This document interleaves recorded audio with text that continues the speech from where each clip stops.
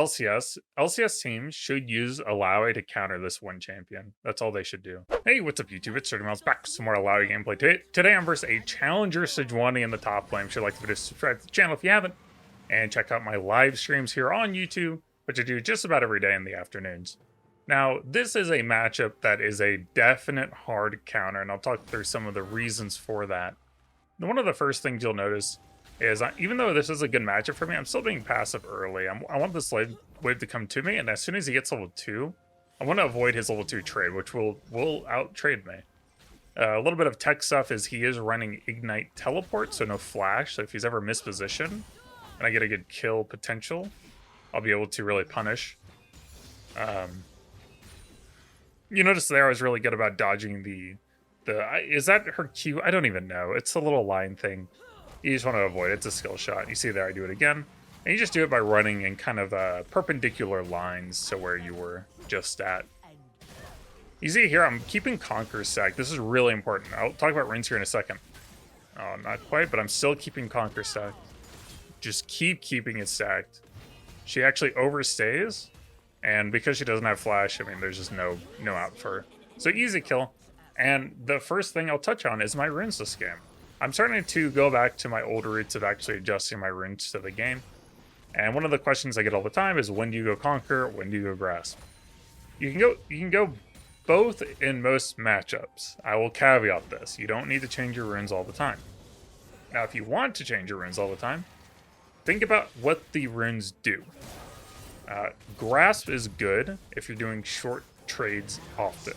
So if it's a matchup where you're doing a lot of trading, you can actually go in for W's consistently, then Grasp is a good lane, or a good rune. Now, I can do that for Sejuani, but for Sejuani, I know that fights will be a very long, extended trades often. And that extra AD, that extra healing can come in handy in these long trades. So because I'm versus a tanks you typically fight for a long time, you need a little bit extra damage, then it really makes a lot of sense to run Conquer into tanks. General caveat is, versus tanks, I run Conquer. Versus duelist or fighters, I'll go Grasp. And then range matchups, it kind of depends. Sometimes I'll go Fleet Footwork, sometimes I'll go Grasp. You never go Conquer into like range matchups though. Not never, but for the most part, never. So I'm doing a really good job here. I have to assume that their jungler could be topside. I've got some wards, so I'm going to go place those. And just be aware, this is usually the point in the game where you could throw in a 1v2. Is level 5. You usually end up pushing if you play the style I play. And you will push up. Oh, another thing about the runes, while I'm thinking about it. I need a lot of mana to kill Sejuani, right?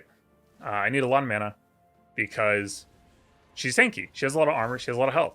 So what I do here is I go Presence of Mind in the Precision tree and Manaflow Band in the secondary tree, as well as Transcendence for CDR. So basically, I'm gonna have more abilities. I'm gonna have a lot more mana to utilize, which means I can go for a lot more trading.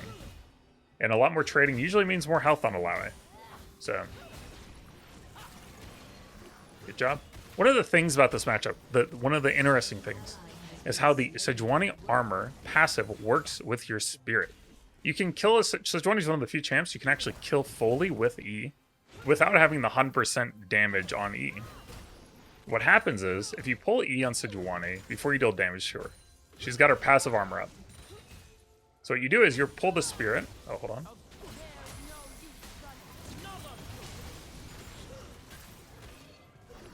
Good sustain. Tentacles should slime. Tentacles. Dude, they took so long to land. They should have attacked way quicker than that, but oh well. I could have flashed W to secure the kill, but it would also mean I secure my own death from the turret shot, so I don't want to do that. I trusted that my tentacles would slam appropriately, and they didn't, which is just a bug, and I don't really feel like I should play around bugs, so it's whatever. I'm going to go Divine Sunder for my Mythic. It's really good into Sejuani, and their jungler is Kindred. That's actually kind of annoying. But their mid laner is Gragas, so I've got We got Sejuani and Gragas, which I can do a lot of work with.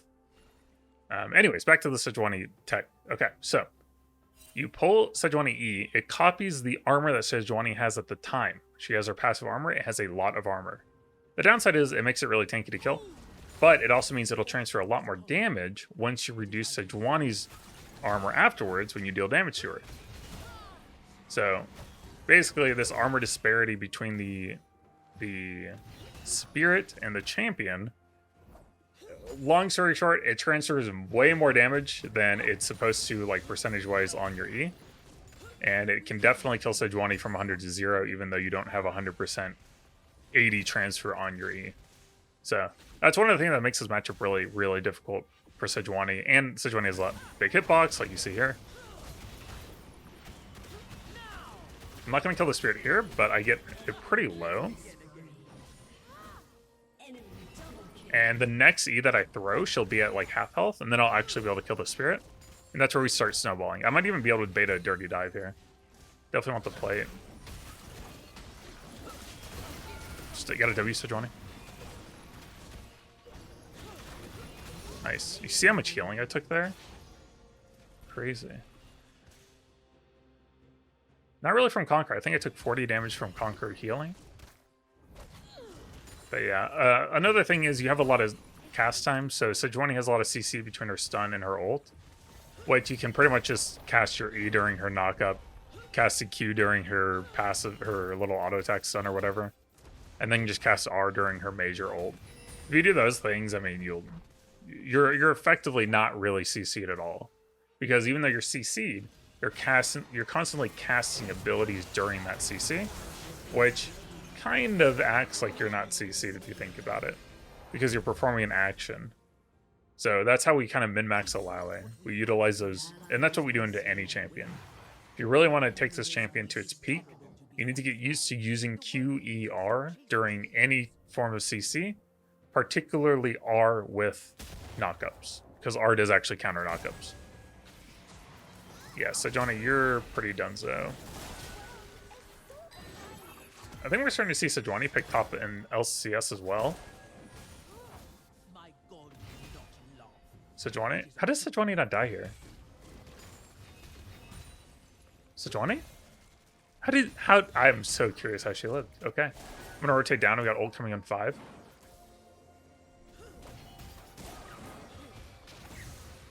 I've got Flash R. This could be big. I just need to eat Kindred or Gragas. We got Jose Diodo, by the way, on our jungler.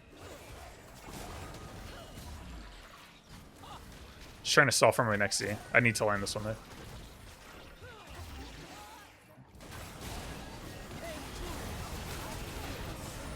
Beautiful. Dang. CC chain, but hey. Great fight. The importance of Flash ult cannot be understated.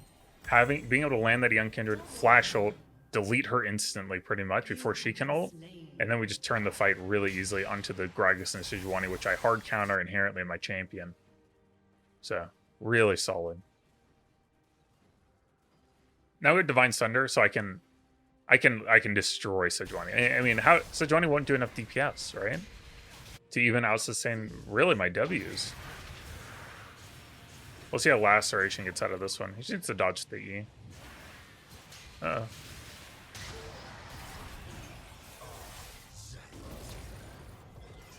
Alright, this Laceration guy. Zed one trick and Challenger. I'll be honest, I didn't see that play coming.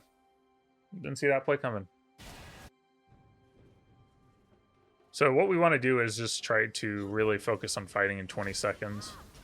We see Kindred mid, which is great. That's the one player we really want to watch out for. So now our ult's up in 10, we can start pushing now and start putting our tentacles aggressively.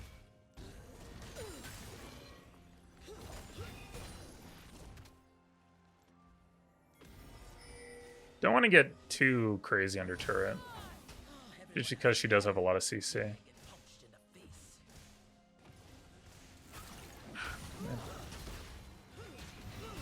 The nice part of these little trades, though, I'm doing is it's stacking up Conquer, which I can then use against, you know, Sejuani.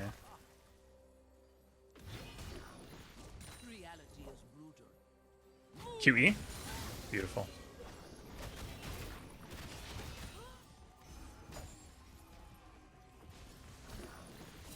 Try to bait the dive, maybe? E. I also had to get the tentacle empowered so that maybe it'll kill. Not quite. Nope. Did you get that healing? Divine Sunder? Yep.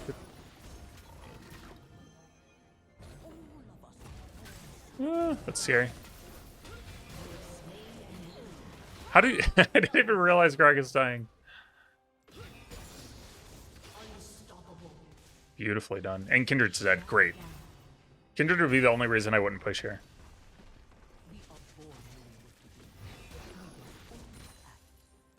The key point of that gank, I was kind of surprised by that gank. You should never be surprised by ganks, by the way. You should always plan for them, but that one I was surprised by. But if you're gonna be surprised by ganks, so being surprised means you're not watching the minimap well enough, or you're not thinking about scenarios well enough. But if you're gonna be surprised, at least be good at impromptu. Is that the right word? No, that's not the right word. Improv. Be good at improv. So basically, I had 2 tentacles set up. I positioned between them, made sure I land the E. Tried to kite for W's and Q's just to sustain healing. Gragas had to back off, and at that point, once you get them to start backing off, so Sejuani didn't go in because she was really low. Once you get them low, you stop fighting a 1v2 and you start fighting a couple of 1v1s. Really solid E lineup there. Line up the Q on her and the Spirit. Beautiful. 1,000 damage. You see that? Holy moly. 1E. A lot of people will rush to get a kill here, but there's no rush. I mean, worst case is Groggs comes up or Kindred comes up, and I get an easy double kill. Otherwise, I just sit here and do this all day.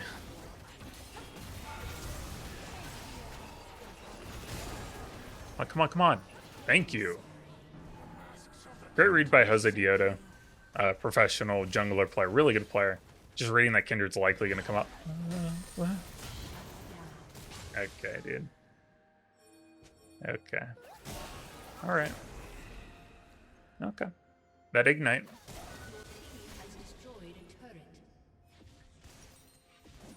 True, I was just setting up Jose for the alley-oop.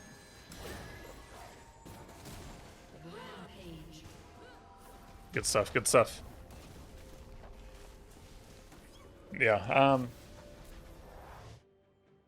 if we want to break down that fight, Kindred's really hard to E. And I have a lot of tentacles set up, so I ult initially and let her do her leap. I W to her, and then I E afterwards. With all that chaos of the ult, the tentacles slamming, her already using her leap, it's a little bit easier to land your E at that point. So that was my thought process, was, okay, Kindred's here. I don't like Eing initially because they're so squirrely. I want to make a lot of... If you want to increase your E hit rate, you want to make a lot of particle effects, right? So you want to do... If you have Gore Drinker, you want a Gore Drinker. If you have... you want a Q, you want to use a W, get some tentacle slams rolling. That's how you hide your E animation. You're not actually doing anything mechanically. What you're doing is you're hiding you're making it harder for the enemy player to react, right?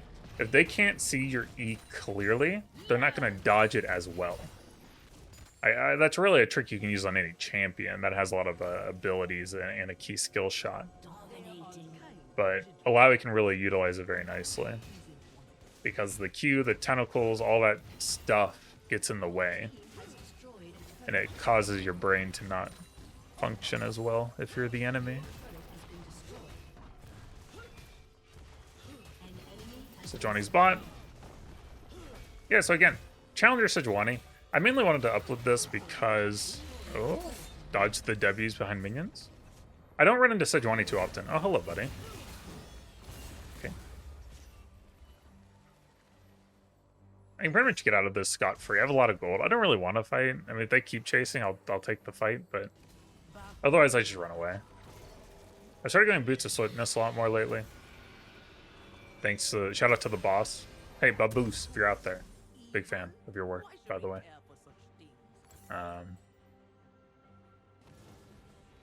But yeah, he convinced me.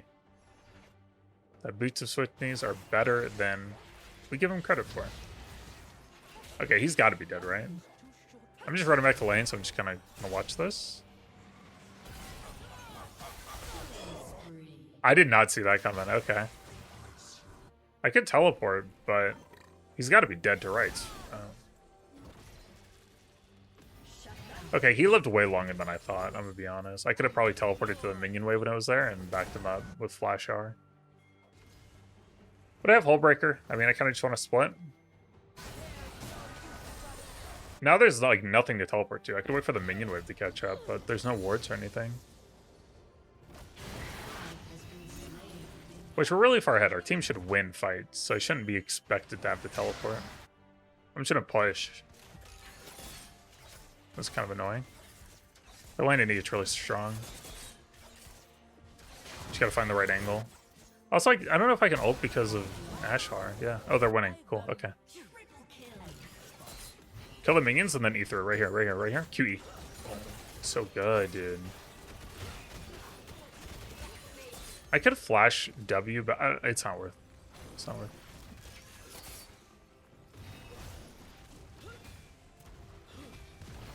Really good tentacles. I mean, I've got flash ult. 3 people are about to spawn. I've got Hullbreaker and level 13, so I have a lot of stats on me right now. Good E buffer.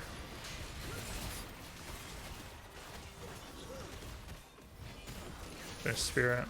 E coming up.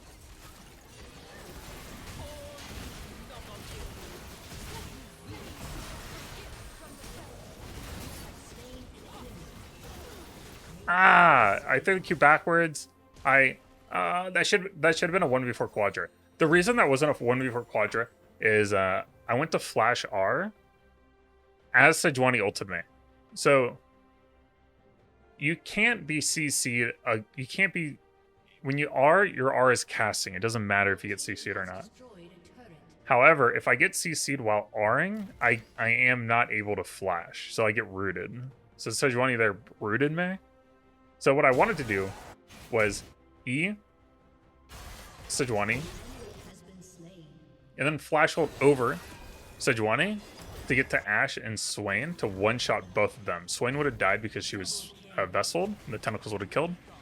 And then I would have W'd Ashe. That would have gotten me a double kill, killed the 2 backline that are my counters. And then all I have left are Gragas and Sejuani, which I'll easily 1v2 without ult. Or even just with ult. My ult's almost back up. I mean, I'll take this fight all day.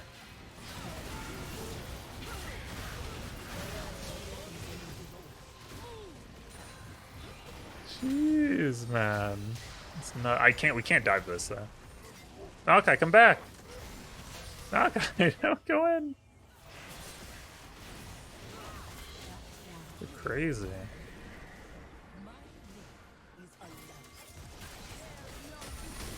Okay. Let's go. And you can see, I mean, we're 8-3, but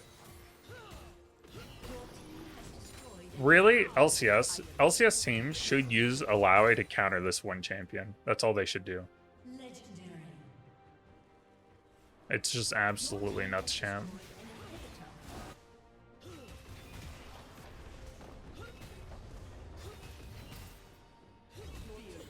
Should be able to finish the job here.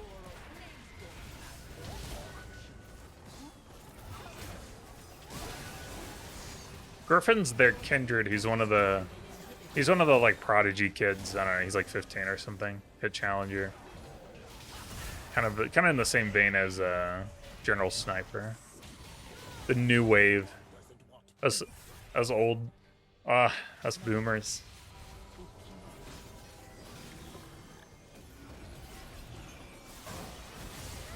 You notice, I mean, look at my healing from, like, it's just crazy. GG. Wow. So good, man. Look at the numbers. The thing is, there was, like, if you look at the lane, it's not like I was, like, crazy good or crazy better than Sejuani. It's just the power differential of the champions. It's so astronomically one-sided. It's really annoying. It's like me going versus Veins or Teemos. Like it's just not. It's not like I'm good. You literally could not have hands and like destroy that 1v1. But and we'll see it from the gold graph here. I mean, I never had that much of a lead. Oh wait, that's okay. Yeah, I mean, look, I never had a crazy lead, but it felt like I was like 4,000 gold ahead. And even at 14 minutes, it was the worst, but it was never crazy. Anyways, hope you enjoyed the video. I'll see you next time.